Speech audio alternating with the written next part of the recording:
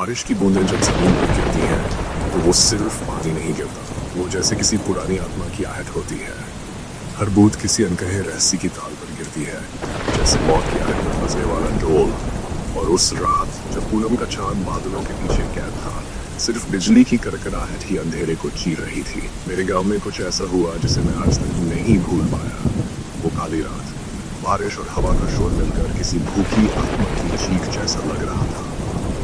गांव अजीब सी खामोशी में डूबा था, इतना शांत कि डर अपनी सांसें रोक ले। बस बूंदों की टप टप, हवाओं की गूंज और कभी कभी दूर किसी कुत्ते की डरावनी भौंक। मैं अपनी झोपड़ी में लकड़ी की आग जलाए बैठा था, आँखी फड़फड़ाहट उस सपने को और भी गहरा बना रही थी।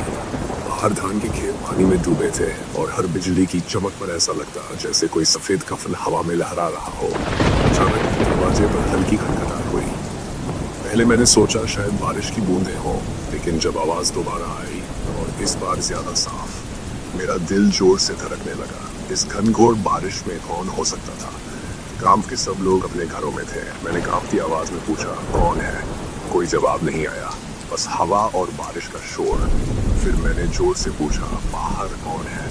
और तभी एक ठंडी रूह कंपा देने वाली आवाज आई, मुझे पानी चाहिए। मेरी सांसें थम गई। वो आवाज इंसान की नहीं थी, उसमें ऐसी गूंज थी जो हड्डियों तक उतर जाए। एक पल को सोचा शायद कोई राह भटक गया हो, पर तभी दिमाग में गांव की पुरानी बातें गूंज उठी। बारिश की रातों में भटकती आत्माएं अब प्यास बुझाने आती है। मैंने दरवाजा नहीं खोला, फिर वही आवाज, अब और नजदीक से, दरवाजा खोलो, मुझे पानी चाहिए। मेरे कानों को ऐसा लगा जैसे कोई मेरे बिल्कुल पास खड़ा हो। नजर कमरे के कोने में गई, वहां रखा था पानी का मटका, वही पवित्र मटका, लाल धागे और तुलसी के पत्तों से सजा हुआ।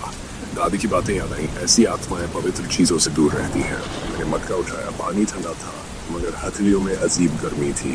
धीरे धीरे दरवाजे की ओर बढ़ा, कदम कांप रहे थे पर भीतर जिज्ञासा जल रही थी। दरवाजा खोला, बाहर सिर्फ अंधेरा और बारिश की दीवार, कुछ नहीं दिखा।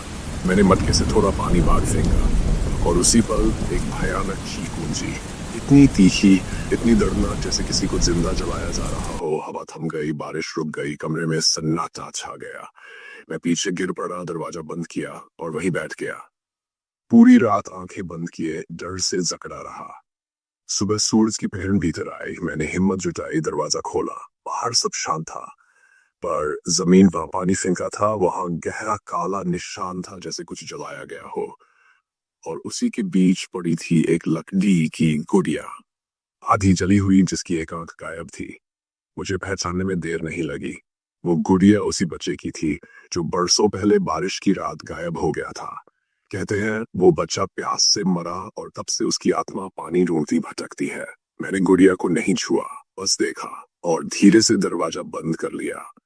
अब जब भी बारिश होती है और कहीं से हल्की खटखटाहट सुनाई देती है, मेरा दिल कांप उठता है, क्योंकि मैं जानता हूँ वो आत्मा अभी प्यास से भटक रही है, या शायद उस गुड़िया की दूसरी आंख ढूंढने लौटी है।